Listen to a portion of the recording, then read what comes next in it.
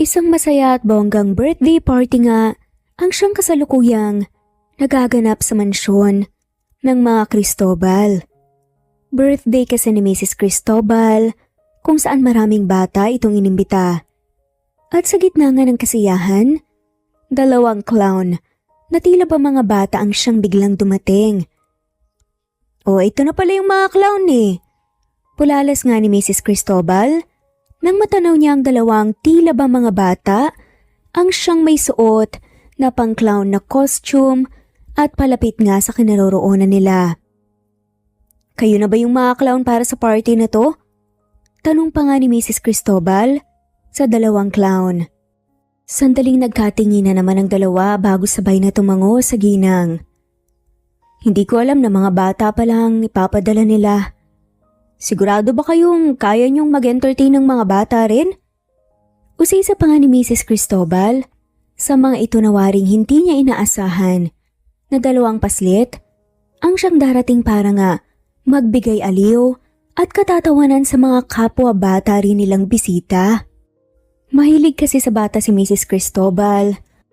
Kung kaya't sa tuwing nagaganap ang kanyang birthday party ay hindi nga nawawala ang mga batang bisita niya na para bang para talaga sa mga bata ang hinahanda niyang party. Huwag po kayong mag-alala, kaya po naming aliwin ang mga bata. Puno nga ng kumpiyansang tugon naman ng isang batang may suot nga na costume na pang-clown. Napangiti naman si Mrs. Cristobal dahil doon at tinatasan na nga niya ang dalawa na gawin ang dapat nitong gawin. At nagtungo nga ang dalawang batang clown sa maliit na entablado kung saan nakatuon sa kanilang atensyon ng maraming bata na tila ba excited na rin ang mga ito na mabigyan ng aliw at kasiyahan. Kung ano-ano nga ang ginawang pagpapasaya ng dalawang bata para nga maghatid ng saya sa lahat ng naroroon dahil maski ang mga matatanda ay napapatawa rin nila. At sobrang saya ng mga to. Mom, kamusta ka? Masaya ka naman ba sa birthday mo? Tanong nga ng isang lalaking nagngangalang Josh na siyang kaisa-isang na anak ng mag-asawang Cristobal at ang siyang tagapagmahala ng kanilang mga negosyo. Napatingin nga si Mrs. Cristobal sa kanyang anak na siyang biglang lumapit sa kanya. Lagi naman akong masaya sa tuwing kaarawan ko. Masaya akong makita ang mga bata na masaya. Kapag naririnig ko yung mga tawa nila, para bang lalo akong nagkakaroon ng pag-asa at mas lalo akong ginaganahan na mabuhay. Nakangiting sagot pa nga ng mommy ni Josh sa kanya at muling bumaling ito sa dalawang batang nagpapasaya sa kanilang mga bisita.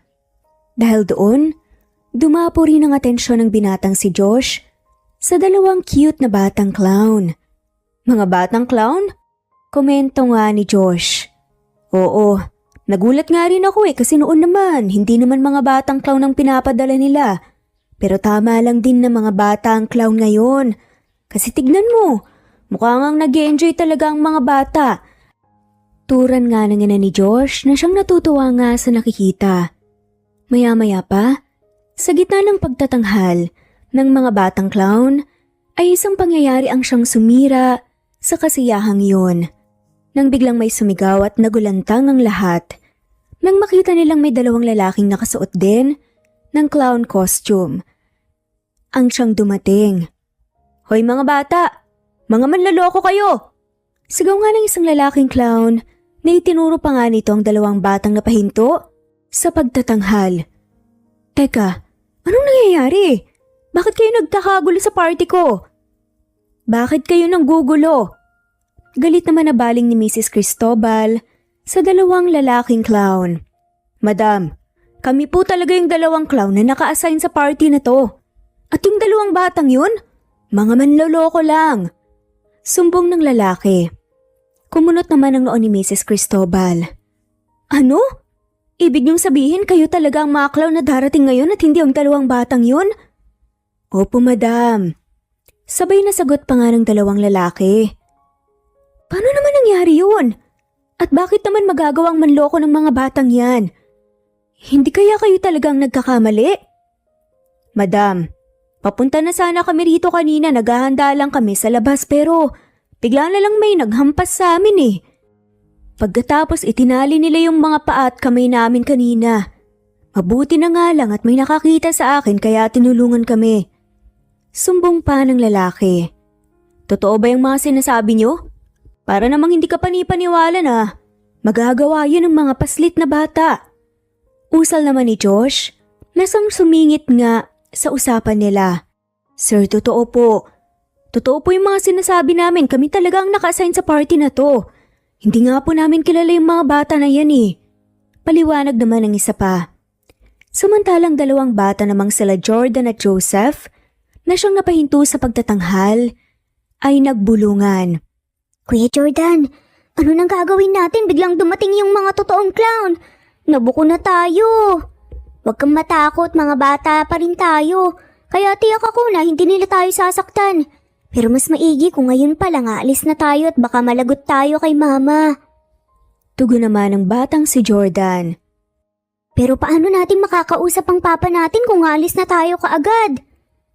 May iba pa namang pagkakataon, Joseph eh. Sa ngayon, tumakas na muna tayo. Dahil baka malagot tayo dito. Lagot tayo kay mama. Sige kuya, tumakas na tayo rito. Natatakot din kasi ako, baka kung anong gawin nila sa atin eh.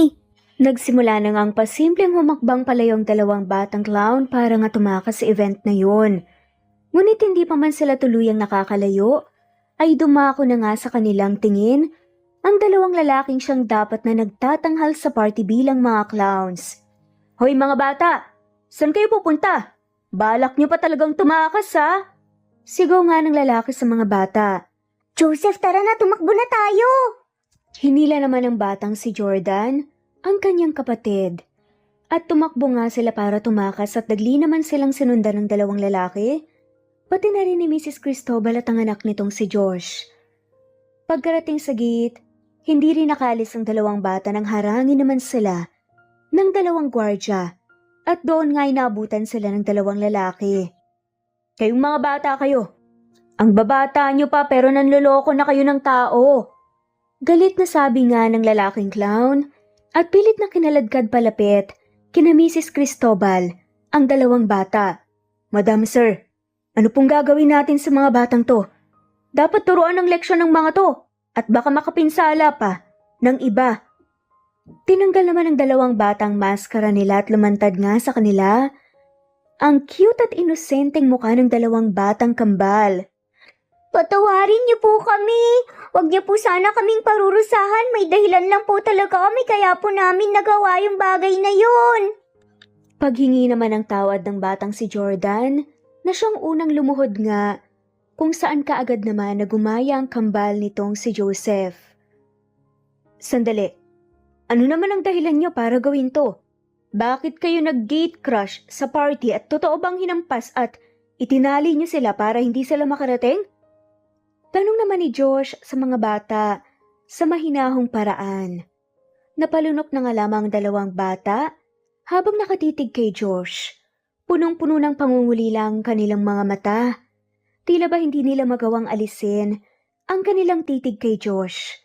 Dahilan kung kaya't napuno sila ng pagtataka nang hindi sumagot ang kambal na magkapatid. Pwede niyo bang sagutin ang tanong ko? Sambit nga ni Josh sa mga to. Munti ka namang ibinuka ng batang si Joseph ang bibig nito kaya naman dagling tinakpan ni Jordan ang bibig ng kanyang kapatid gamit ang kanyang palad para nga pigilan itong magsalita. Totoo po lahat ng yun. Gusto po naming makapasok sa party. Kaya nagpanggap po kami ng mga clown. Hinampas nga po namin sila at itinali para hindi po sila makapasok sa loob. Pero hindi po yung sobrang hampas ha. Pero ang totoo rin pong may dahilan naman talaga kami kung bakit po namin ginawa yun. Paliwanag naman ng batang si Jordan. So ipaliwanag mo kung bakit nyo nagawa yun. Ang ina naman ni Josh, ang siyang nagsalita at kumausap nga sa dalawang bata na nanatiling nakaluhod nga sa kanilang harapan. Ang totoo po kasi niyan. Jordan, Joseph? Isang sigaw ang isang nakaagaw nga ng atensyon nilang lahat. Dahilan kaya hindi natuloy ang anumang sasabihin ng batang si Jordan. Mama? Gulat na reaksyon naman ng dalawang batang magkapatid nang makita nga nila ang kanilang ina na siyang kabababa lamang ng tricycle at nagtungo nga sa kinaroroonan nila. Anong ginagawa niyo? Bakit kayo nakaluhod? Tumayo kayo dyan. Pinatayo nga ni Jasmine ang kanyang mga anak at masamang tingin ang ipinukol niya sa maginang sina Josh at Mrs. Cristobal. Wala ba kayong awa ha? Kahit mga bata paluluhurin niyo? Sa harapan niyo pa? Jasmine? Mga anak mo ang dalawang batang to? Yan nga ang unang naging reaksyon ni Josh. Habang bakas sa mga mata nito, ang gulat nang makitang muli ang isang familiar na babae. Wala ka na ron kung mga anak ko sila o hindi. Pero ibang klase talaga kayo, no? Wala kayong awa para paluhurin ang mga anak ko. Ganyan pa talaga kayong mga mayayaman, ha? May gigil pa nga na sambit ni Jasmine sa magina. Sandali, Jasmine. Bago ka mag-akusa ng kung ano-ano, alamin mo muna kung anong nangyari. Hindi namin pinaluhod ng basta-basta ang anak mo. Ang totoo nga niyan, sila pa mismo ang gumawa ng eksena sa sarili kong party. Alam mo ba kung anong ginawa nila, ha? Nag-gate crush, trespassing and assault. Dahil yung mga clown dapat para sa party ko, sinaktan nila at itinali. Ang mga anak mo ang kusang lumuhod. Dahil humihingi sila ng tawad at nakiusap na wag namin silang parusahan. Nasaan ka ba kasi? Ikaw ang nanay. Pero hindi mo binabantayan ng maayos ang mga anak mo. Anong klase ka bang magulang, ha? Sabat pa nga ng ina ni Josh na may halong pangalipusta pa nga kay Jasmine. Totoo yan, Jasmine. Pero hindi pa rin namin maintindihan kung bakit nila ginawa yun. At dito pa talaga mismo sa party namin. Inutusan mo ba sila? May binabalak ka ba? Si Josh naman ang nagsalita na waring pinagbibintangan pa nga si Jasmine. Tinignan ni Jasmine ang kanyang mga anak na ngayon, nakayuko na nga para bang hiyang-hiya at takot na takot ang mga to.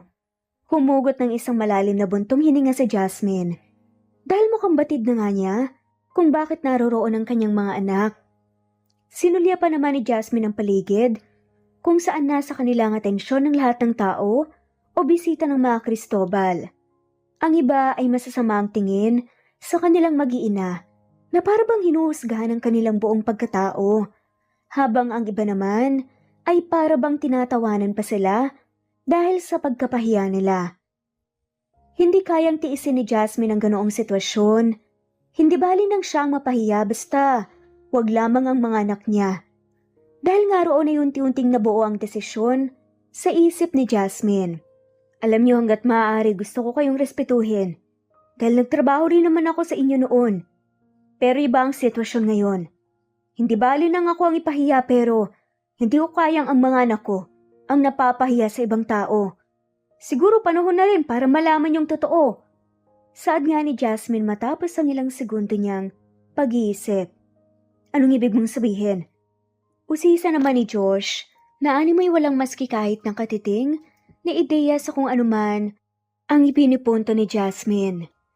Muli ay sandaling tinapunan ng tingin ni Jasmine ang kambal na anak bago muling tumingin sa maginang Cristobal.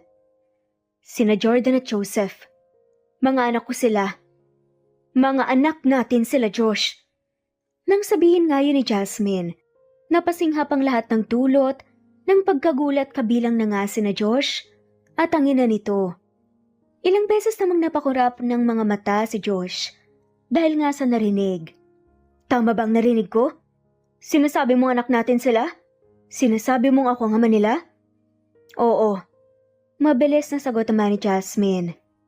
Hindi nakapagsalita si Josh na para bang hindi pa rin ito makapaniwala at tila ba napaisip nga ito. Oh my God! What is going on? Ano to, Josh? Anong sinasabi niyang anak niyong dalawang batang to? Nagkaroon ba kayo ng relasyon noon? Sabat nga ng ina ni Josh na siyang nagugulamihanan nga sa mga nangyayari. Napalunok naman si Josh. Hindi kami nagkaroon ng relasyon. Pero may nangyari sa amin noon. Pag-amin nga ni Josh na siyang mas lalong nakadagdag nga ng gulat ng lahat ng taong naroroon. What? Oh my God, Josh! Hindi ako makapaniwala na magagawa mong makipagsiping sa katulong natin. Reaksyon nga ng ina ni Josh na tila ba nadismaya sa katotohanan. Pero kahit na, hindi ako basta-bastang makukumbinse na nagkaroon kayo ng anak. Madali mo nga ibinuka yung mga hita mo sa anak ko eh. Kaya hindi malabong gawin mo rin yun sa ibang mga lalaki. Baling naman ito kay Jasmine. Nagpanting ang tenga ni Jasmine sa kanyang mga narinig. Magdahan-dahan naman po kayo sa mga salitang binibitawan nyo. Huwag niyo po sanang kalimutan na may mga bata tayong kasama rito. At mga anak namin sila ng anak mo. Mga apo nyo. At hindi porket katulong nyo lang ako noon, tatapakan nyo na ang pagkatao ko. Kung iniisip nyo gusto ko kayong hututan, ngayon pa lang uunahan ko na kayo. Wala akong interes sa pera nyo. At wala akong masamang intensyon. Kaya nga ako umalis noon. Dahil nabuntis ako ng anak nyo at ayoko makagulo sa inyo. Dapat nga hindi ko na ipapaalam sa inyo ang totoo eh. Kaso ayokong naagrabyado ang mga anak ko. At alam kong gusto rin nilang makilala at makasama ang tatay nila at yun ang dahilan kung bakit sila nandito. Dahil gusto nilang makita at makausap si Josh. Kung gusto nyo, ipa-DNA test yung mga anak ko. Para lang masiguro nyo na hindi ako nagsisinungaling. Pero nasa sa inyo na rin ang desisyon kung paano nyo tatanggapin ang katotohanan. Matapos ng litanyang yun ni Jasmine, ay isinama na nga niya paalis ang kanyang mga anak. Mama, sorry po kung umalis na lang po kami bigla nang walang paalam. Nagawa lang naman po namin yun dahil gusto po naming makita si Papa. Pero maniwala ka po, hindi naman po namin intensyon na saktan po yung dalawang lalaki. Naisip po kasi namin na yun lang po talaga ang tanging paraan para makapasok po kami sa party. Tura naman ang batang si Joseph. Alam niyo mga anak, hanggang ngayon hindi pa rin ako makapaniwala na pumunta kayo doon at gumawa ng eksena. Paano na lang pala kung hindi ako dumating kaagad? Baka kung ano na ang nangyari sa inyo. Pero wala na tayong magagawa kasi nangyari nang nangyari. Pero sana wag niyo nang uulitin yun, okay? Wag na sana kayong umalis nang hindi nagpapaalam sa akin.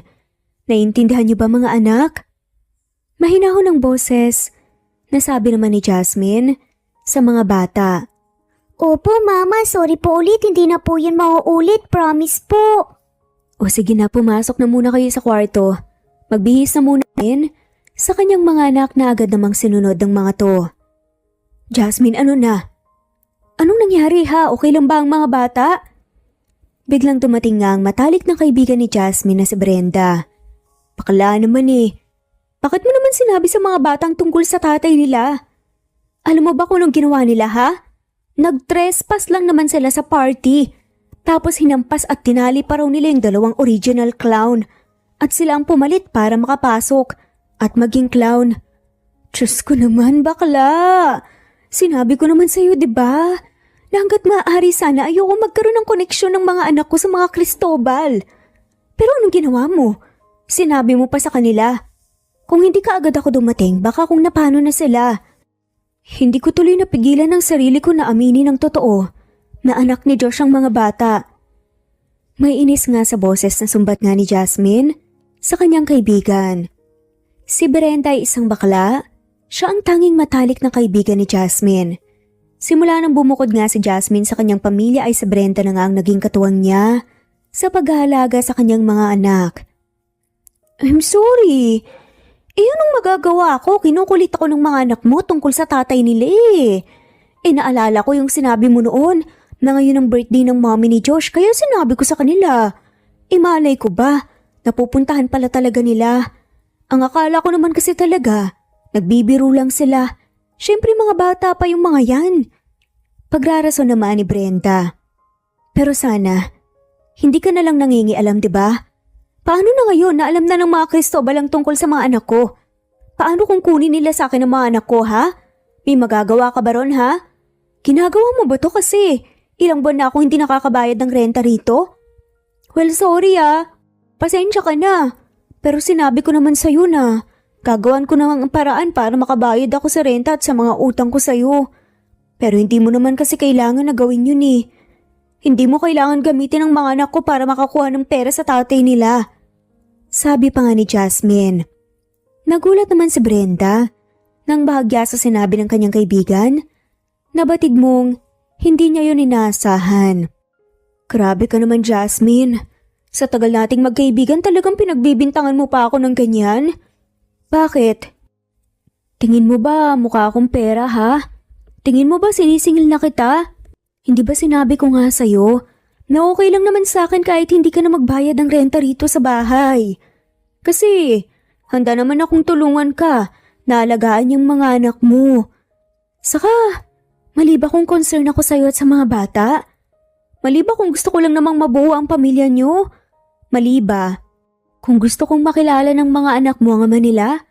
Jasmine, lahat ng tao, ikaw ang higit na nakakaintindi sa akin. Lumaki akong hindi ko naman nakilala ang tatay ko at ayokong mangyari yun sa mga anak mo. Lalo na't paminsan-minsan nagtatanong sila. Alam mo, matatanggap ko pang ako ang sinisisi mo eh. Pero hindi ko talaga matatanggap na pinagbibintangan mo kung inutusan ko ang mga anak mo para makapanghut-hut ng pera sa tatay nila dahil hindi ko kailanman gagawin yun. Sikmat naman ni Brenda. Nabatid mong nasaktan nito sa mga binitawang salita ni Jasmine. Dahil sa mga yak-yakan nitong mga mata. Nag-walk out nga si Brenda at nagtungo sa kwarto niya. Kaya naman nakaramdam ng konsensya si Jasmine dahil sa mga sinabi niya. Dahil sa konsumisyon, napaupo na nga lamang si Jasmine sa sofa. Samantala sa mansyon ng mga Cristobal, seryoso pa rin na nag-uusap sa sala ang maginang Josh at si Mrs. Cristobal. I'm sorry, ma'am, kung nasira man ang birthday party niyo. Hingi ng sorry nga ni Josh sa kanyang ina. Huwag ka nang mag-sorry. Nangyari nang nangyari. Ang gusto kong malaman ay kung paanong may nangyari sa inyo noon ang katulong natin na si Jasmine. Inakit ka ba niya or what? Kinuha niya ba ang loob mo?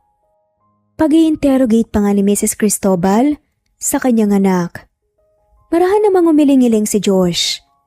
Of course not, Mom. Hindi niya ako inakit. I was so miserable during that time. 8 years ago, puro palpak lahat ng ginagawa ko. Alam kong alam niyo yon. Kaya lagi akong nagpapakalasing. Saktong nakita ko si Jasmine noon. At hindi ko maintindihan yung sarili ko pero ako ang nakakit sa kanya. Kaya yun, may nangyari sa aming dalawa. Pero hindi ko naman nakalain na kaya siya biglang nawala dahil nagbunga pala yung nangyari sa amin noon. Hayag nga ni Josh sa mga nangyari 8 years ago. Josh, alam mong matagal ko nang gustong magkaroon ng apo, hindi ba? Alam mo rin na mahilig ako sa mga bata. Kaya ang gusto kong gawin mo, alamin mo kung talaga bang dugo at laman mo ang dalawang batang yon.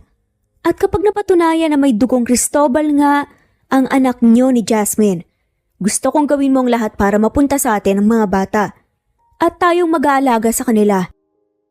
Matapang na question pa nga ni Mrs. Cristobal sa kanyang anak. Kumunot naman ang noo ni Josh. What? Gusto niyong kunin natin kay Jasmine ang mga bata? Paninigurado pa nga ni Josh. Kumunot noo si Mrs. Cristobal. Why? Anong masama ron? Isa pa, halata namang hindi niya kayang mabigyan ng magandang buhay at kinabukasan ng mga bata. Kaya bakit hindi natin ipagkaloob yun sa mga bata? Katwiran pa nga ni Mrs. Cristobal. Pero ma'am, si Jasmine pa rin ang ina ng mga bata. Tiyak akong hindi siya papayag na mapunta sa atin ang kambal.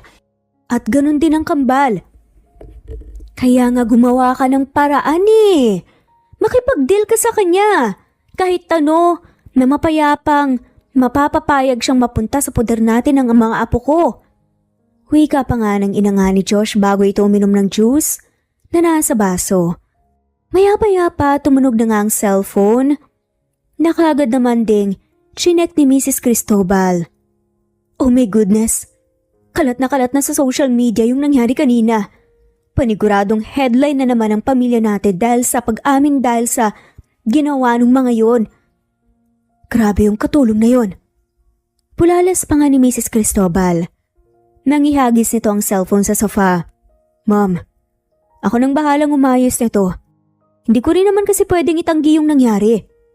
Ani naman ni Josh. Well, wala naman akong pakialam sa issue na to. Ang gusto ko lang talaga yung makumpirma kung talaga bang mga apo ko ang anak ni Jasmine at gusto kong mapunta sila sa poder natin. Sad nga ni Mrs. Cristobal kung saan napabuntong hininga ng lamang si Josh. Matapos nga ang pag-uusap na yon ng magina, ay kaagad ang kinausap ni Josh ang gwardya para nga tanungin ito tungkol sa impormasyon ng mga bata sa visitor log. Doon nga nakita nga ni Josh ang pangalan, address at number ng mga bata. Sa kwarto naman ng mga bata nagtungo nga si Jasmine para tawagin ang kanyang anak para sa hapunan. Mga anak, halina kayo. Nakapaganda na ako ng hapunan, kumain na tayo. Mama, nag-away po ba kayo ni Madam Biba dahil po sa amin?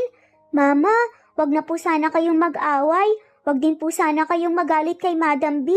Kasi kami naman po talaga ang namilit po sa kanya na sabihin niya po sa amin. Ang alam niya po tungkol sa papa namin. Kaya sana po magbati na po kayo.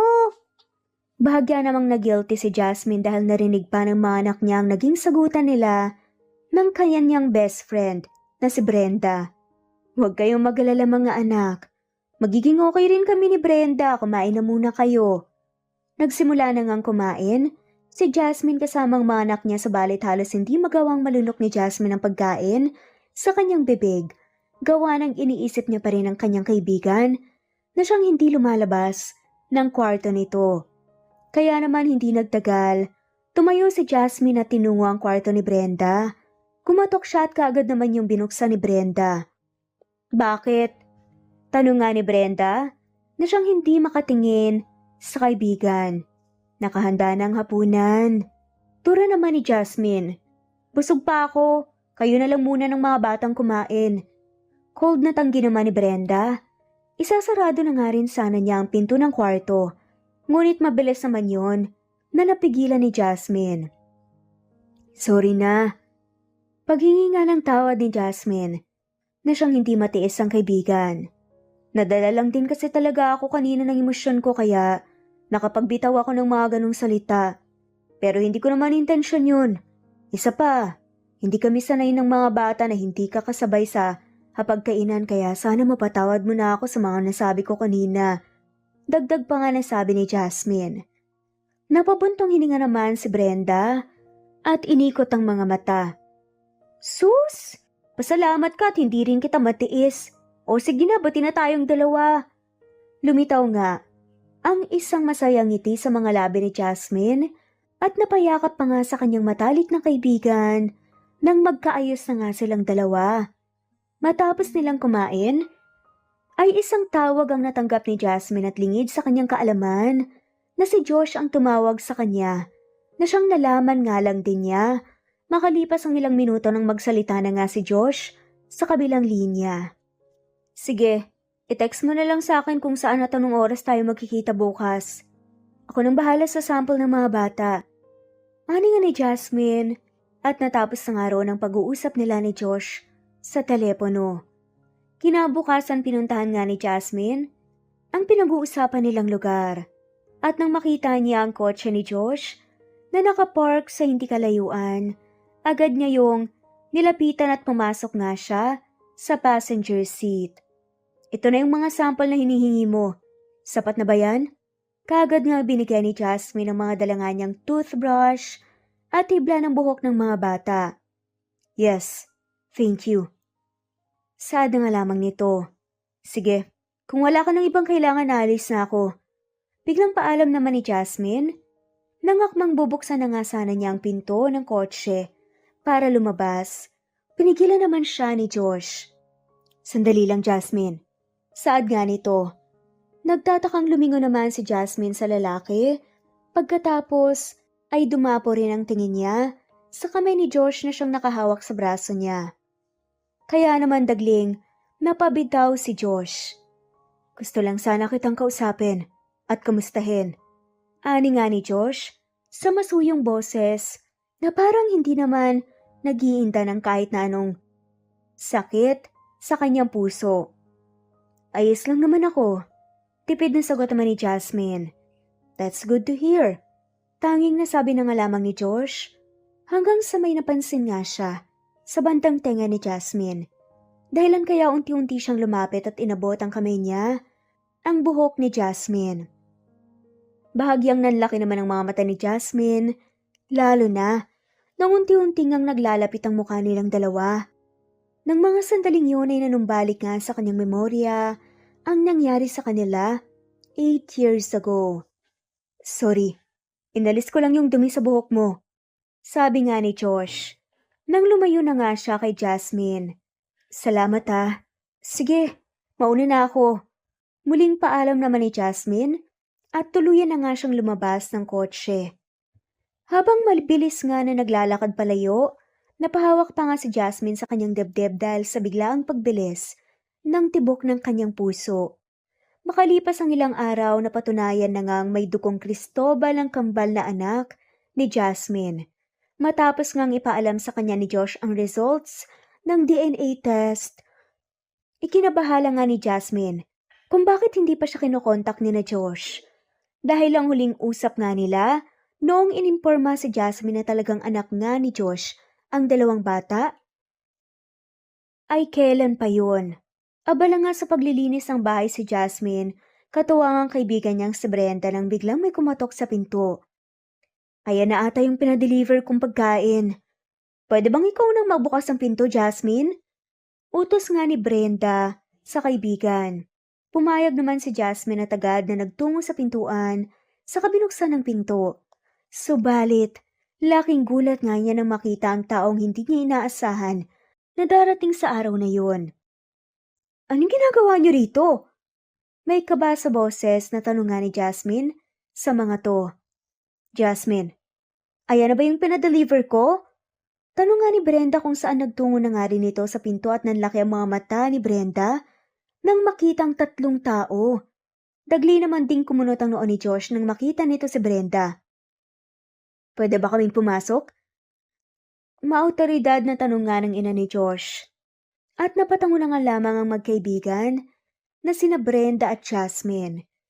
Pagpasok ni na Josh at ng kanyang ina kasama ang isang lalaking nakaitim na taksido, ay unang dumapo ang mga mata nila sa paligid ng bahay. Ito pala ang tinitirahan ng mga apo ko. Hindi na kami magpapaligoy-ligoy pa, Jasmine. Ang kasama namin ngayon ay attorney namin kaya kami nandito para i-check kung anong buhay meron ng mga apo namin.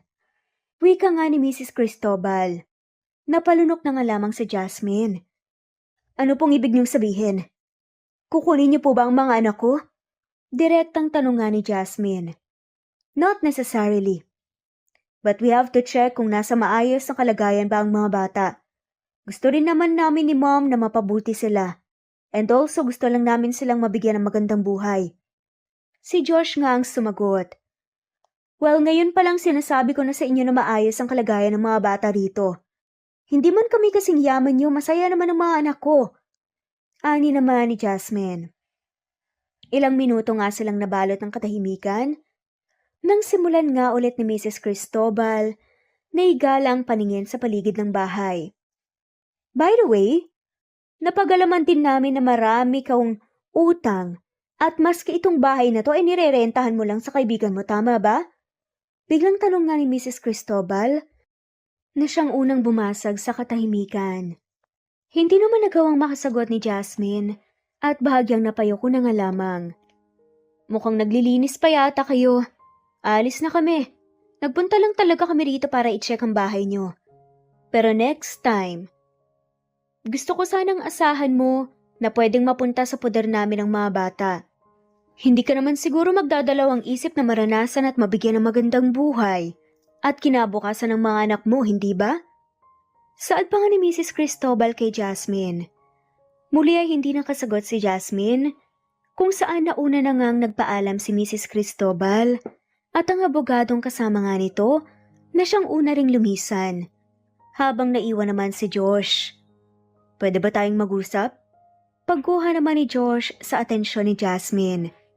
Pumeke naman ang ubo si Brenda. Jasmine, doon muna ako sa kwarto ko. Maiwan ko na muna kayong dalawa. Ani pa nga ni Brenda at tuluyan na ngang iniwan ng dalawa. Who's that guy? Yan nga ang unang naging tanong ni Josh kay Jasmine. Matalik kong kaibigan. Mabilis na sagot na nga lamang ni Jasmine. Really? Pero nakatira kayo sa isang bahay kasama ang mga anak natin. You know what? Aakalain kong isa kayong pamilya eh. So is he your current partner? Diretsahang tanong pa nga ni Diyos na tila ba hindi naniwala sa unang naging sagot sa kanya ni Jasmine. Naningkit nga ang mga mata ni Jasmine sa lalaki. Sinabi ko na 'di ba? Kaibigan ko si Brenda. Brenda? Takang reaksyon naman ni Josh sa pangalan na binanggit ni Jasmine. Brenda ang pangalan niya. Hindi kami talo, okay? Kaya malabo yung iniisip mo na partner ko siya kasi matalik kaming magkaibigan. At lalaki rin ang gusto niya. Paglilinaw pa nga ni Jasmine. Okay. That's great. Saad naman ni Josh, na tila ba nakahinga ng maluwag at hindi niya alam kung bakit parang nabunutan siya ng tinik. Ano namang pakailam niya? May iba tayo. Balak niyo ba talagang kunin ng mga anak ko, ha? Wala ba talaga kayong konsensya? Pag-iiba nga ni Jasmine sa usapan. Hindi naman totally. Pero syempre, kilala mo naman si Mom. Mahilig siya sa mga bata kaya paniguradong gustong-gusto niya ring makasama ang mga apo niya. Bilang ama ng mga bata, gusto ko rin silang makasama at mas makilala pa. At ikaw bilang ina nila, for sure gusto mo ring maranasan nila ang magandang buhay, di ba? Hindi ka agad nakaimik si Jasmine. Nakaramdam ito ng lungkot sa puso niya. Ngunit hindi niya rin itatanggi na may puntong mga sinabi ni Josh sa kanya. Hahayaan ka na muna namin na makapag-isip. Pero sana makapag-usap pa tayo ng husto. Aalis na muna ako. Saad na nga lamang nito. Pabagsak na naupo nga si Jasmine sa upuan ng makaalis na nga ng tuluyan si Josh, kung saan sakto naman ang paglabas ni Brenda at tinabihan ng kaibigan. Brenda, mukhang kukunin nga talaga nila ang mga anak ko sa akin. Nangangambangang tugon nga ni Jasmine sa kanyang kaibigan na bakas ang takot sa kanyang boses. Pwede ba nilang gawin yun? I mean, ikaw naman ang nanay at nagaruga sa mga bata sa loob ng 8 taon. May chance ba silang makuha sa iyong mga anak mo? Komento naman ni Brenda. Hindi ko rin alam eh. Pero natatakot talaga ako, Brenda, dahil baka mataas ang chance na makuha talaga nila sa akin ang mga anak ko. Lalo na at mayaman ang pamilya nila. Ani pa nga ni Jasmine. Matapos nga ang araw na yun, hindi na nga nawala ang pag-aalala sa isip ni Jasmine. Kung saan hindi rin nga siya makatulog at pinagmamasdan na nga lamang kanyang mga anak. Hanggang isang araw, isang kotse ang huminto sa tapat ng bahay ni Brenda. At lumabas nga doon ang 3 tao. Sina Josh, ang kanyang ina at ang kanilang family lawyer. Kumatok si Josh sa pinto na siyang pinagbuksan naman kaagad ni Brenda. Hi, kung si Jasmine ang pinunta mo rito, wala siya. Umalis siya, may pinuntahan lang. Matapang nawika nga ni Brenda sa mga ito. Hindi si Jasmine ang pakay ko dito. Ang mga bata, andyan ba sila? Tanong naman ng ina ni Josh. Nandito po sila nanonood ng TV. Pagkasagot naman ni Brenda, kaagad na pumasok na nga lamang si Mrs. Cristobal at sumunod naman din si Josh at ang abogado. Hello mga apo! Masayang bati nga ni Mrs. Cristobal sa 2 batang siyang nagulat nga ng bahagya sa pagdating nila. Papa! Ano pong ginagawa niyo rito? Wala po rito si Mami. Umalis po siya. Saad nga ng kambal. Nang makita nga sila. Kayo talaga ang pinunta namin dito. Kamusta na kayo mga apo? Nakangiti namang pangungumusta ni Mrs. Cristobal sa kanyang mga apo. Ayos lang naman po kami. Sagot naman ng batang si Joseph. Siya nga pala. Ang dahilan kung bakit nandito kami ay gusto sana namin kayong yayain mamasyal. Okay lang naman siguro sa inyo yun, di ba? Sigurado naman akong gusto niyo akong makilala at makasama pati na rin ang papa niyo, tama ba? Pagaya pa nga ni Mrs. Cristobal sa 2 bata. Gusto po namin yun pero sa tingin ko po kailangan po muna nating hintayin si Mama para makapagpaalam po sa kanya. Tungkol naman sa mama niyo, wag na kayong mag-alala. Kasi ang totoo niya, nakausap na namin siya. At payag naman daw siyang sumama kayo sa amin. Sayang kasing oras kung hihintayin pa natin ang mama niyo eh. Lalo na at balak ko sanang dalhin kayo sa magandang lugar. Tapos gusto ko ring makita niyo kung gaano kalaki ang bahay namin na magiging bahay niyo rin. Talaga po? Totoo po ba yung mga sinasabi niyo? Hindi makapaniwalang reaksyon naman ng batang si Joseph na tila ba namangha sa kanyang narinig. Tumangutango naman si Mrs. Cristobal. Totoo ang mga sinasabi ko. Kaya ako ring bilhin kung ano man ang gusto nyo. Ano, gusto nyo bang sumama sa amin ngayon din? Nagkatinginan naman ang magkapatid na sina Jordan at Joseph at sabay na tumangutango bilang pagpayag nga sa alok ng kanilang lola. Opo, gusto ko rin pong sumama. Medyo matagal na po kasi nung huli po kaming namasyal ni Mami. Mabuti naman o siya, sige. Magbihis na kayo para makalis na rin tayo. Nagli namang tumakbo, patungong kwarto nga ang kambal na magkapatid at mabilis na nagbihis. What's going on?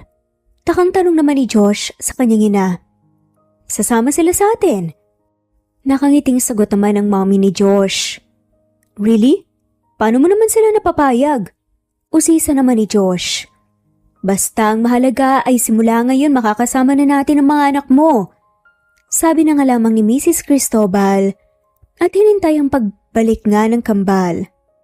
Hindi naman nagtagal, nagpaalam na nga rin sila kay Brenda at tuluyang umalis. Kahit nga medyo may pagtataka sa isip at reaksyon ni Brenda, hindi na siya nakipagtalo pa at sumagot pa sapagkat kusang loob naman ang pagsama ng mga bata. Ngunit ng mga sandaling yon kaagad nga niyang tinawagan ng matalik niyang kaibigan na si Jasmine at ipinaalam nga ang nangyari. Brenda, nasaan ang mga anak ko? Yan nga kaagad ang naging bungad ni Jasmine sa kanyang kaibigan pagkarating niya. Ha? Dinala kasi siya nung tatay at saka lola niya. Pasensya na kung wala akong nagawa. Basta ang narinig ko lang kasi ipapasyal daw sila nung lola nila eh. Tapos yung mga bata excited naman. Akala ko naman alam mo. Hayag naman ni Brenda na para bang medyo nag-aalala na rin. Hindi nila pwedeng kunin ang mga anak sa akin. Nagpapanik namang sabi ni Jasmine kung saan kaagad nga itong umalis at hindi na nga siya nagawang sundan pa ni Brenda.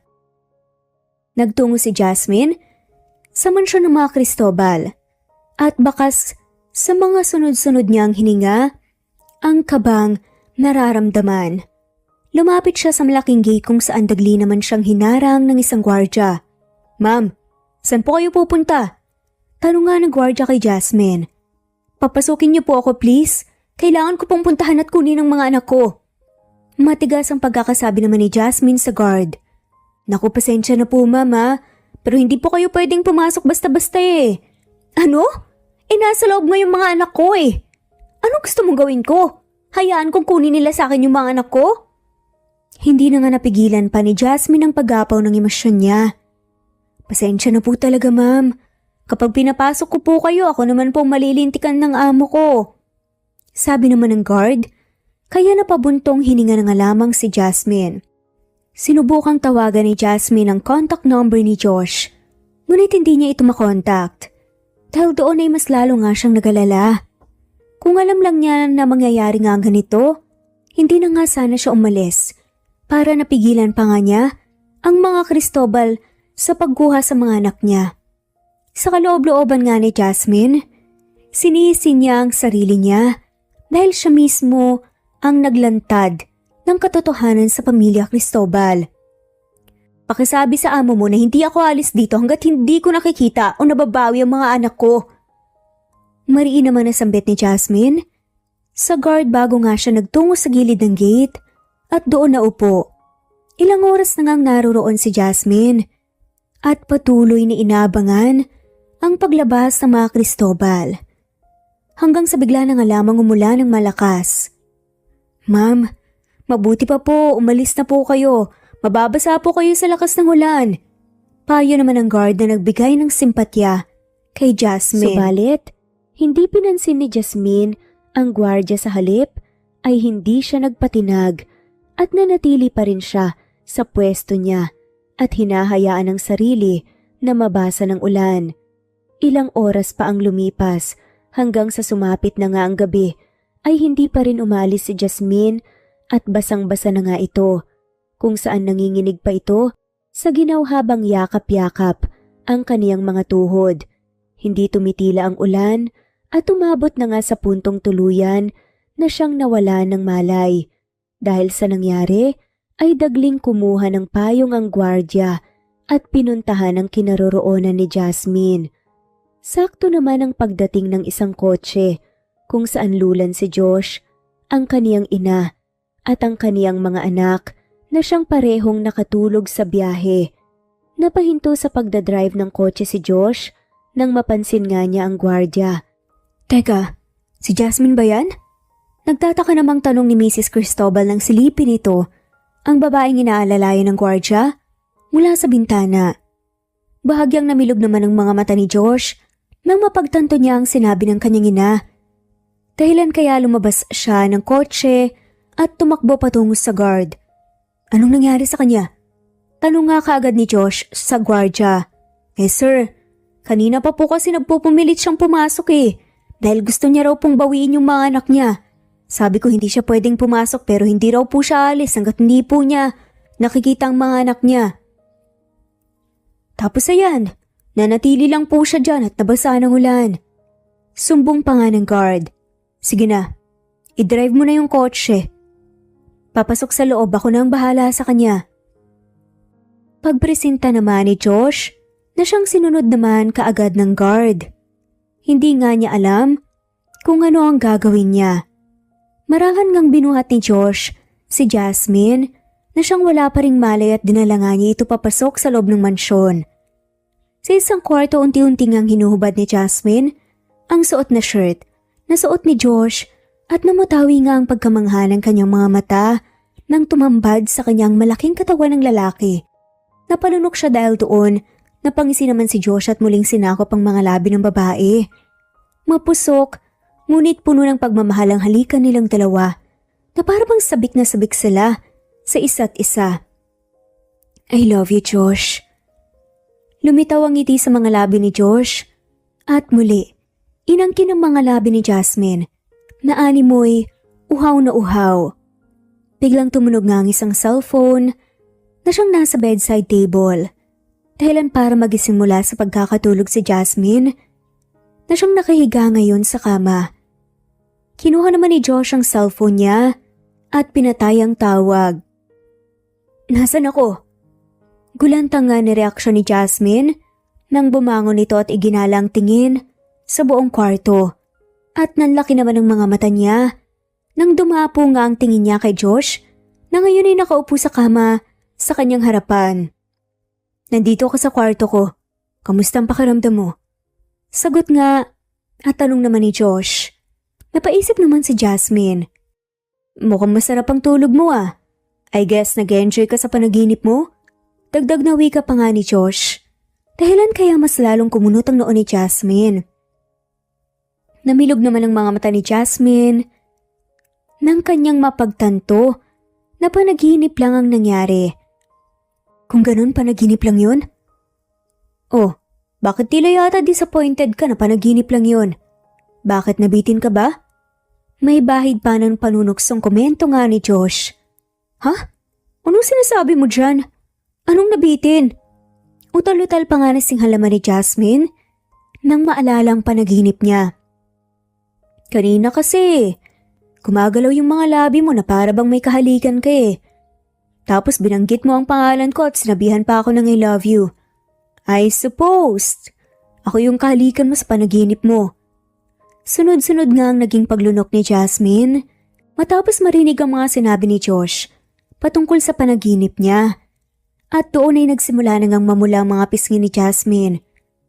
Kung nabitin ka, pwede naman nating ipagpatuloy yung ginagawa natin sa panaginip mo. What do you think? Pili yung hirit pa nga ni Josh at lumitaw ang isang mapanuksong ngisi sa gilid ng kanyang labi. Hoy, hindi totoo yan Hindi kaya tayo naghahalikan sa panaginip ko kung ano man yung narinig mo, guni-guni mo lang yon. Imbento ka. Mahinang natawa na nga lamang si Josh dahil sa patuloy na pagde-deny ni Jasmine. Really? Paano kung sabihin ko sa'yo na na-record ko yung time na nananaginip ka? May ngising pangasar pa nga ni Josh. Lalo ngang kinabahan si Jasmine, kaya nang mapatingin siya sa cellphone ni Josh na nasa bedside table ay sinubukan niya iyong kunin. Subalit naunahan naman siya ni Josh. Hindi naman nagpatalo si Jasmine at pilit niyang inaabot mula sa nakataas na kamay ni Josh ang cellphone hanggang sa biglangang nawalan ng balanse si Jasmine at nang akmang matutumba ito sa kama ay dagling gumalaw ang braso ni Josh na siyang pumalibot sa bewang ni Jasmine kung kaya't tila ba nakayakap siya ngayon sa bewang nito habang magkadikit ang kanilang mga katawan. Tila ba nag-slow motion ang buong paligid para sa kanilang dalawa habang nakatitig sila sa mga mata ng bawat isa. Nang mga sandaling iyon ay ramdam ni Jasmine ang mabilis na kabog ng dibdib niya. Ganon din si Josh. It's been 8 years, pero hindi ka pa rin nagbabago. Ikaw pa rin yung Jasmine na nakilala ko 8 years ago. Sambit nga ni Josh habang magkalapit ang mukha nila sa isa't isa. Ilang beses na pakurap naman si Jasmine at bigla na nga lamang nag-flashback sa kanyang alaala ang nangyari sa kanila noon. Kabilang na nga rin yung naging panaginip niya kanina nang mapagtanto nga yun ni Jasmine ay mahina nga niyang itinulak palayo mula sa kanya si Josh. Sandali, nasaan ang mga damit ko? Bakit iba na ang suot ko? At nasaan ang mga anak ko? Pag-iiba nga ni Jasmine sa usapan. Basang-basa kanina, kaya pinalitan ka ng damit. Huwag ka nang mag-alala, kasi yung katulong naman namin ang nagbihis sa'yo. At yung mga bata nandoon sila sa guest room. Mahimbing pa ang tulog eh. Marahil napagod sila sa biyahe at sa pamamasyal. Kalmadong paliwanag naman ni Josh. Gusto ko silang makita. Ani nga ni Jasmine. Tumango naman si Josh, sabay tanong ng, sure? Sinamahan na nga ni Josh si Jasmine na magtungo sa kwarto kung saan mahimbingang natutulog ang kambal nilang anak. Alam ko namang nabigla ka dahil sa biglang pagkuha namin sa kanila kanina. Ang totoo niyan, gusto talaga ni Mommy na mapunta sa poder namin ng mga bata. Gusto niyang kami ang mag-alaga sa kanila. Dahil ang sabi ng lawyer namin, malaki ang chance na makuha namin ang mga bata mula sa iyo dahil sa estado mo sa buhay. Naisip kong hindi ako papayag. At hindi ka rin naman papayag pero gusto ko rin sanang maintindihan mo na gusto rin naming makasamang mga bata. Wala kaming alam na nagbuntis ka noon dahil hindi mo pinaalam at bigla ka na lamang umalis. Siguro naman tama lang na makiusap ako sa iyo na hayaan mo sanang makasama namin din ang mga bata. Litanya naman ni Josh. Nung sinabi ko sa inyo ang katotohanan, inaasahan kong ganitong mangyayari. Kaya natakot talaga ako dahil alam kong wala akong laban sa inyo kung pera niyong paiiralin niyo. Pero gusto ko ring sabihin na bilang isang ina na siyang nag-alaga sa kanila sa loob ng 8 taon, hindi rin madali para sa akin na malayo sa akin ng mga bata. Pakiramdam ko ikamamatay ko kapag nangyari yun. Paglalahad naman ni Jasmine sa kanyang nararamdaman. I know. Kaya nga naisip kong makipag-deal sa'yo at bigyan ka ng choice kung gusto mo talagang makasamang mga bata. Napakunot noo si Jasmine. Ano naman yung deal na sinasabi mo? Magpakasal ka sa akin. Nang mga sandaling yun ay natigilan nga si Jasmine sa kanyang narinig. Ano? Tama ba yung narinig ko? Gusto mong magpakasal ako sa'yo? Paniniguradong tanong pa nga ni Jasmine. Yan lang ang tanging option na maibibigay ko sa'yo. Kilala mo si Mommy, pagdating sa mga bata, kaya niyang gawin ang lahat. Lalo na pagdating sa mga apo niya. At yan lang ang deal na naisip ko na makakapag-benefit sa ating pareho. Paliwanag nga ni Josh. Paano mo naman nasabi na pareho tayong magbe-benefit kung sakaling magpapakasal ako sa'yo? Of course, kapag kinasal tayo, mabubuo ang pamilya natin. Makakasama mong mga anak mo at makakasama ko rin sila. Bukod doon, mapapalaki natin sila ng maayos habang nararanasan nila ang isang magandang buhay. At higit sa lahat, isang kumpletong pamilya. Pero pwede naman tayong maging magulang sa kanila kahit hindi naman tayo kasal, di ba? Sad pa nga ni Jasmine. I know. Pero iba pa rin kung kasal tayong dalawa. Gusto kong dalhin ng mga bata ang apelyido at gusto kong gamitin mo rin yon. Ayoko ring magkaroon ng komplikasyon pagdating sa mana. Saka isa pa, mukha namang may feelings ka pa sa akin kaya for sure hindi mahirap sa'yo na magpakasal sa akin, di ba? Pili yung saad pa nga nito. Teka, paano mo naman nasabi na may feelings pa ako sa'yo ha? E di inamin mo nga na nagkaroon ka nga talaga ng feelings sa akin. Huli ka. Nakangising sambit pa nga ni Josh na siyang ikinabigla ng alamang ni Jasmine. Hindi pa rin nawawala ang pamumula ng mga pisngin ni Jasmine at ang tanging nagawa ng alamang niya ay ang ibaling ang tingin sa ibang direksyon. Kawa nang hindi siya makatingin ng diretsyo kay Josh. Hindi mo naman kailangan itago pa yung nararamdaman mo sa akin. Noon pa lang naman, ramdam ko naman na talaga na may feelings ka din sa akin. Nakangising sambit pa nga ni Josh na siyang ikinabigla ng alamang ni Jasmine. Hindi pa rin nawawala ang pamumula sa mga pisngi ni Jasmine at ang tanging nagawa ng alamang niya ay ang ibaling nga ang tingin sa ibang direksyon. Gawa nang hindi siya makatingin ng diretso kay Josh. Hindi mo naman kailangan itago pa yung nararamdaman mo sa akin. Noon pa lang naman naramdam ko na. Pero ayoko lang talagang mag-assume. Pero kung sakali mang nawala na talaga yung feelings mo sa akin, siguro naman pwede pang mabalik yan lalo na kung papayag kang ikasal tayong dalawa. Dagdag pang ang sabi ni Josh.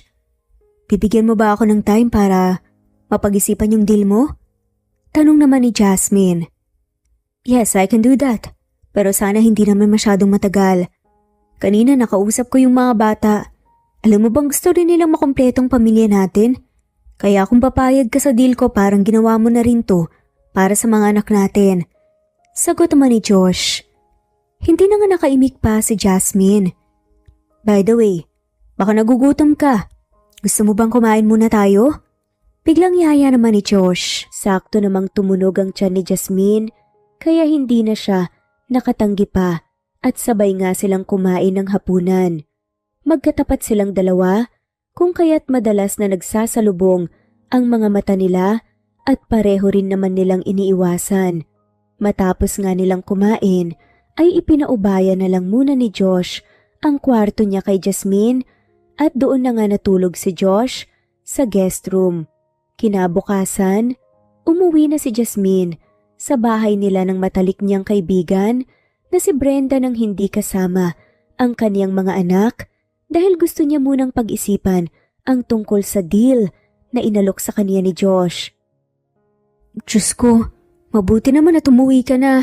Ano bang nangyari ha? Sobrang nag-aalala ako para sa'yo. Kasama mo na ba ang mga bata? Kagad na bungad nga ni Brenda. Nanganimoy talagang hinihintay nga niya ang pagdating ng kanyang kaibigan. Hindi ko pa sila kasama eh. Tamad na sagot naman ni Jasmine at naupo nga ito sa sala. Ha? Ano ibig mong sabihin? Na hindi mo pa kasamang mga bata? Takang tanong naman ni Brenda. Iniwan ko na muna sila sa mansyon. Umuwi muna ako saglit para pag-isipan yung deal sa akin ni Josh. Sagot naman ni Jasmine. Anong deal? Brenda, hindi ko alam kung tama ba pero mukhang wala kasing akong magagawa kung sakali mang kunin talaga nila sa akin ang mga anak ko. Isa pa, may punto sila eh. Ayoko namang pagkaitan ng isang magandang buhay ang mga anak ko. At alam kong hindi ko maibibigay yun sa kanila. Kaya naman gumawa ng deal si Josh. Kung gusto niyang makasama ko rin ang mga anak ko, kailangan kong magpakasal sa kanya. Namilog naman ang mga mata ni Brenda. Kasal? Teka, totoo ba yan Jasmine? Magpapakasal ka? Sa gwapo mong ex? Anong ex ka dyan? Hindi naman kami nagkaroon ng relasyon no. May nangyari lang sa amin. Nabuntis ako kaya nga ako umalis noon, 'di ba? Kasi wala naman kaming relasyon. Pagkaklaro naman ni Jasmine. Pero aminin mo, may nararamdaman ka sa kanya noon, 'di ba? Kasi for sure hindi mo naman ibibigay ang sarili mo sa kanya kung wala ka namang feelings. At ramdam kong hanggang ngayon may feelings ka pa rin sa kanya. Tama ba ako, Jasmine? Napalunok nga si Jasmine at hindi nga ito makaimik. Silence means yes. Sabi ko na nga tama akong may feelings ka pa sa kanya. Alam mo, kunin mo na yung chance na yan. Mahal mo naman pala siya Kaya walang masama kung magpapakasal kayo, naka-jackpot ka na riyan. Gwapo't mayaman, san ka pa? Isa pa, mabibigyan mo pa ng isang buong pamilya ang mga anak mo. Kaya wag mo nang pag-isipan at pumayag ka na sa deal ng ama ng mga bata sa'yo. Advice mga ni Brenda sa kanyang kaibigan. Nang mga sandaling yun, napaisip nga si Jasmine sa payo ng kanyang kaibigan na si Brenda. At hindi naman nagtagal, bumalik na nga rin siya sa mansyon. Buo na nga ang desisyon ni Jasmine. Sa tulong na nga rin ng matalik niyang kaibigan, pagbaba niya ng tricycle, laking pagtataka niya. Nang may mga kumpulan ng tao, ang siyang nakabang sa gate. Anong meron? Bakit ang daming tao? Nagtataka nga ang reaksyon pa nga ni Jasmine. Nagsimula na nga siyang humakbang, ngunit napatigil siya nang mapunta sa kanyang atensyon ng mga tao. Ikaw ba si Jasmine? Ikaw ba yung nabuntis ng mayamang si Josh Cristobal? Biglang tanong nga ng isang babae na biglang lumapit sa kanya. At doon nga lang napagtanto ni Jasmine ang hawak ng mga taong yun. May mga mic at camera at doon naisip niyang pwedeng mga reporters nga ang mga to. Pilit namang iniwasan ni Jasmine ang mga reporters, ngunit bigla na nga lamang siyang hinila pabalik. Ma'am, sagutin niyo po ang tanong namin. Ano pong relasyon ninyo kay Mr. Josh Cristobal? Pangungulit pa nga ng isang reporter. Naguguluhan na nga siya dahil hindi naman siya sanay sa ganito. Umiling-iling na nga lamang si Jasmine at pilit kumawala sa pagkakahawak sa kanya ng mga ito. Hanggang sa biglang may bumato nga sa kanyang ulo na kung anong dahilan, kaya bahagya pa nga siyang natumba sa semento, dulot ng pagkabigla. Napasigaw pa nga ang isang boses at ang lahat ng patingin kay Josh na siyang kalalabas lamang sa mansyon at kita ang galit sa mga mata nitong nanlilisik. Jasmine, ayos ka lang ba? Kagad ng tanong ni Josh kay Jasmine nang lapitan nga niya ito at tinulungan na makatayo. Pareho naman silang napatingin sa itlog na siyang ibinato nga sa ulo ni Jasmine. Sinong gumawa nito? Sino? Galit nga na sigaw ni Josh sa mga taong naroroon. Nagsipag-atrasa naman ang mga tao hanggang sa may ilan na bigla na nga lamang tumakbo. Ngunit hindi mapapayagan ni Josh ang nangyari. Kung kaya't pinahabol niya ang kanilang mga bodyguard sa mga tumatakbo. Kayo, umalis na kayo rito kung ayaw niyong madamay sa galit ko. Wala kayo sa tamang lugar para mag-interview. Harassment ang tawag dyan. May pagbabanta pa nga sa tono ng boses na sabi nga ni Josh sa mga natirang reporters bago niya dinala. Papasok nga sa loob ng mansyon. Okay ka lang? Konsulta nga kaagad ni Josh kay Jasmine. Paglabas nga nito ng bathroom na siyang katatapos lamang maligo. Tumango-tango naman si Jasmine. Salamat pala. Siguro kung hindi dumating kanina kaagad, baka kung ano pang nangyari. Wala yun. Natural lang naman na protektahan ko ang ina ng mga anak ko. Tipid nang umiti naman si Jasmine at naupo sa kama. Siya nga pala, napag-isipan ko na yung deal mo sa akin. Panimulang wika nga ni Jasmine tungkol sa deal. Really? Anong desisyon mo? Usisa pa nga ni Josh. Nakausap ko si Brenda, yung kaibigan ko, at binigyan niya ako ng payo. Wait, yan ba yung guy na kasama niya sa iisang bahay? Tumango-tango naman si Jasmine bilang tugon. Sigurado ka ba talagang hindi straight yung lalaking yan? Baka naman nagpapanggap lang yan na bading para masolo ka niya at may balak pala siya sa'yo. Lalaki pa rin siya. Babae ka. Kumunot naman ang noon ni Jasmine dahil sa mga sinabi ni Josh patungkol sa kanyang kaibigan.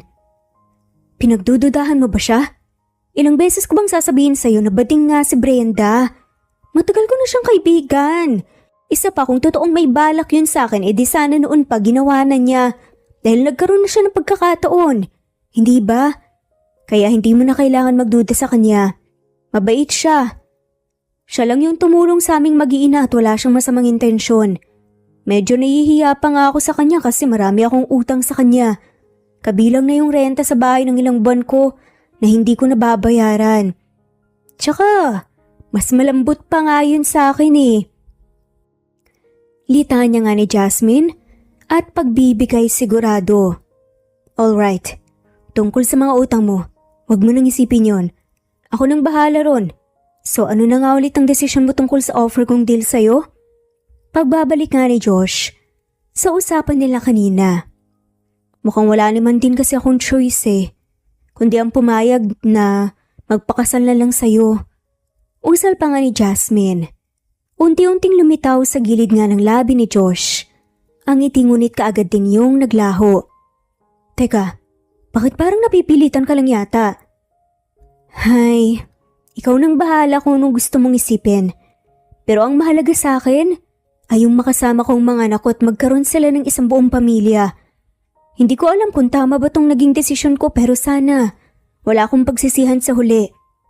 Bigla namang nagtungo sa isang sulok si Josh at kumuha ng isang bagay sa loob ng isang drawer bago nga siya muling lumapit kay Jasmine.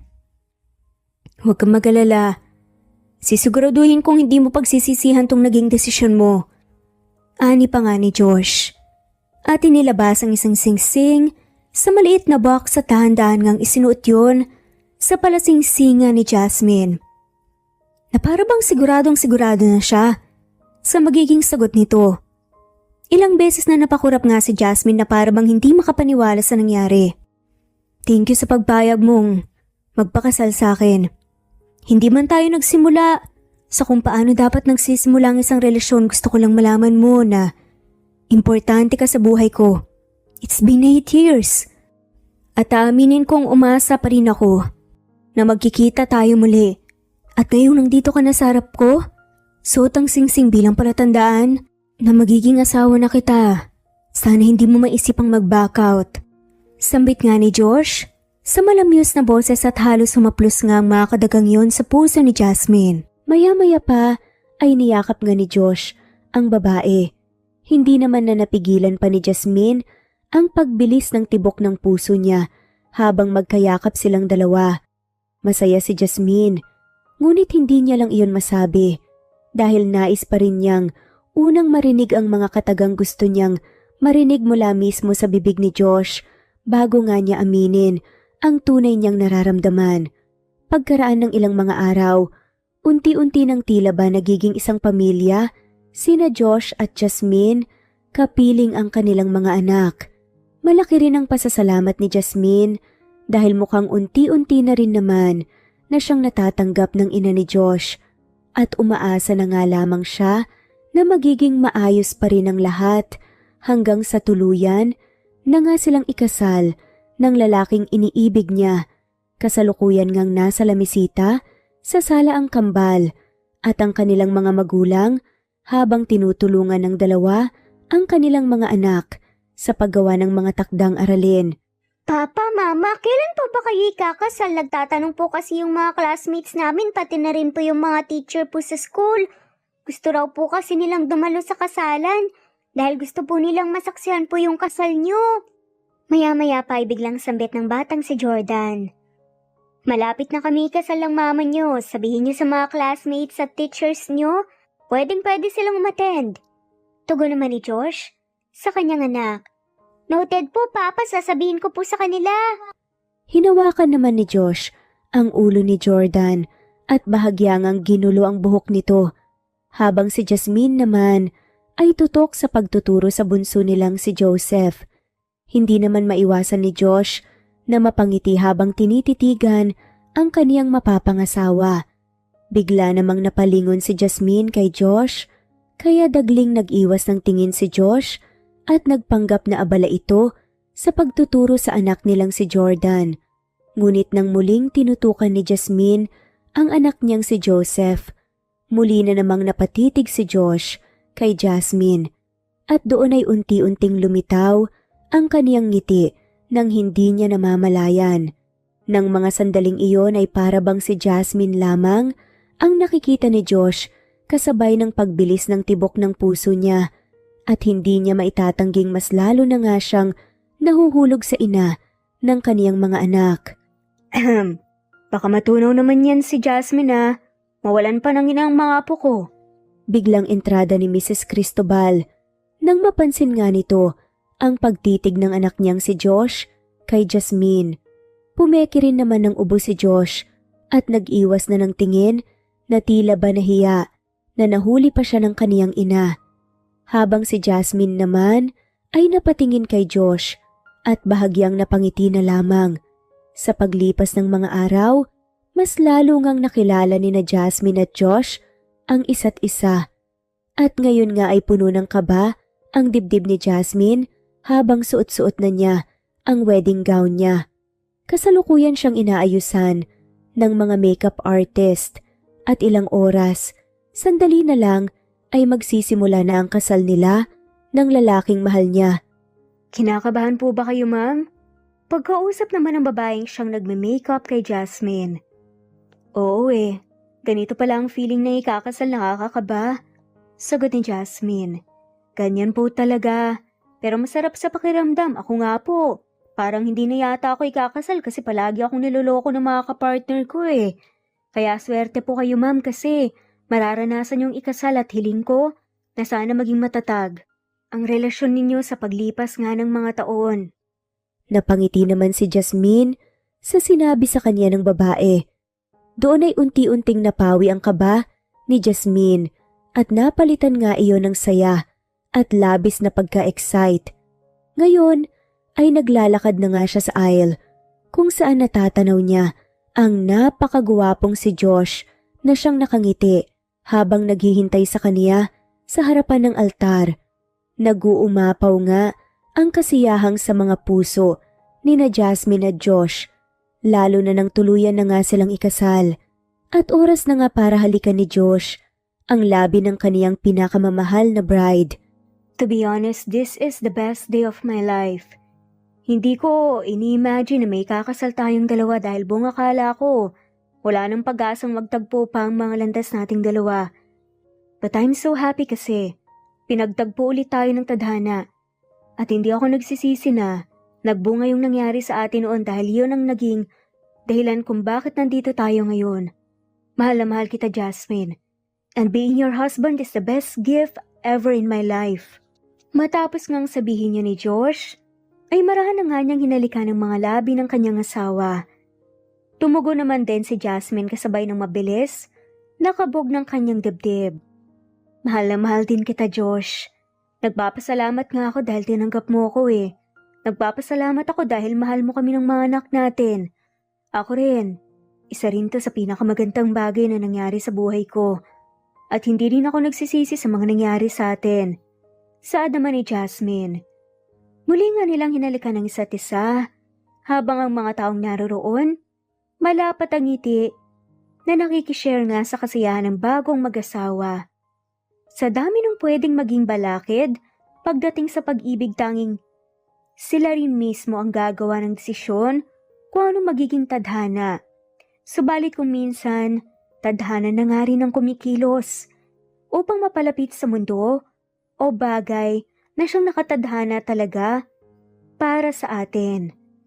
Ang mahalaga ay yung may paninindigan at syempre ang pagmamahal na ibinibigay mo sa mga taong mahal mo at mahalaga sa'yo. At dito na nga po nagtatapos ang kwentong pagmamahalan ni na Jasmine at Josh. Maraming salamat po sa lahat na mawalang sawang sumusubaybay at shout out po sa mga sumusunod. Lina Almazan, Bella of Zambales, Eduardo Policarpio of Toronto, Canada, Eduardo, Lily of Macau, Princess Sita Manzon, Trixie Yen, Liliano Bebe, Hailey Balajay, Vida Dichosa, Diti Bulatete, Rosana Romero, Maria Girly Gakutan, Elia Evangelista Anderson, Editha Tiksay de Vera, Catherine Manadero, Veronica Dimaano, Dolly Bedonia Marites Nitura, Rosemary Floranda, My Vlog TV, Camindanao, Emelda Rico Hermoso, Ana Victoria, Emily Kinlog, Vane, Ellie Joy Perez, Bianca, Annie, Angelina Bondok, Berry from Canada, Rosario Saludsod, Ellie Manalili, Rosita Ayam, Presbyteros Rose Ostonalito, Rolly Collado, Goldfinger, Polly Barangas, Joe Viernes, Liliano Bebe, Emerin Siana, Josefina Mangahas, Mary Rose Gumahin, Arlene Rival, Flor Cabrera, Army, Anita Hernando, Emilia Tiam, Marilu Abad, Nena Ano, Lori Galaxy, Ana Victoria, Epifania Deo Caris, Zenaida Aracha, Amina Shangpa, Lilian Nobebe, Presbyteros Rose, Merly Lynn, Luz Santos, Elsa Aklan, Eileen, Kuya Ato, Helen Murillo E. Dominguez, Mark Anthony Mores, Sauza Aiza, Maria Nita Saltarin, Emma Ruth Peniro, Felicitas Algeria, Alexa Ani Gomez, Angelita Ablao, Remedis Solmantil, Fe Garcia, Corazon Bautista, Presbyteros Rose, Annie Hoson, Gina Simon, Eugenia Lunar, Maria Fe, Maria Luisa Ami Regalado, Enday Lebra, Matea Estrera, Emily Pasion, Emma Ruth Peniro, Venoni Anya Lucas of Bacolod, Jake, Emma, Emily Borak, Susan Upaga, Shenny Cesar, Merlilyn Anita Hernando, Lizelle Arnaiz, Merlin Bilbar, Carmelita Mendoza, Lolita Umbao, Elvie Candontol, Belma Monteron, Mercedita San Jose, Mirna, Rose Martinito, Flordet, Generon, Natalie Navarro, Aurora Balmes, Teresita de los Santos, Isabela, Grace Cubar, Raquel Magno, Anita, Julieta Hermosura, Berry, Cleo, Waling, Karina Maquiniana, Pasita Eleazar, Corazon Danke of University of Eastern Samar, Kinsha Nyobas, Loida Salon, Carmencita Falcon, Juliet Caday, Emma Lictag, Melds Nagales, Flor Cabrera, Nelani Juan, Alfonso Torres, Angeline Serrano Latawan, Pasita Elazar, Batang Ibunan, Adela Tangpep, Felicidad Carion, Presbyteros Rose, Connie Dayawon, Miras Channel Anneli Flor, Lisa, Reynaldo Balmeo, Arlene Gabayno, Flor de Lina, Edelwina Villadon, Lina Almazon,